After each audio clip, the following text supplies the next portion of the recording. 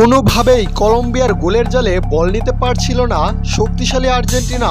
তবে শেষ পর্যন্ত অবশ্য সে আক্ষেপ দূর করলেন লাউতারো মার্তিনেজ আসরের সর্বোচ্চ গোলদাতা এসেছিলেন বদলি হিসেবে খেলতে। সেই লাউতারো মার্তিনেজেই ফাইনালে এনে দিলেন লিড।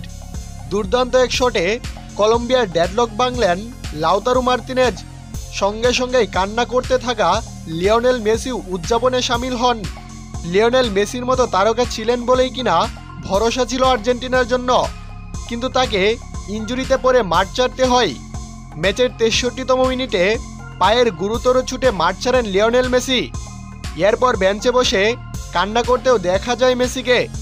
তবে শেষ পর্যন্ত অবশ্য কোপা আমেরিকা জয় করেই মাঠ ছাড়ে আর্জেন্টিনা। শেষ সময়ে এসে গোলটা হয়েছে দুর্দান্ত। মাঝমাঠ থেকে থ্রু বল পাঠিয়েছিলেন জিওভানি লো সেলসো।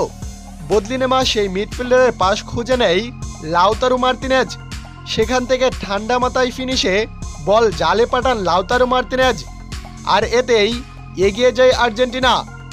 শেষ পর্যন্ত ১-০ গোলে কলম্বিয়াকে হারিয়ে কোপা আমেরিকা জয় করে আর্জেন্টিনা।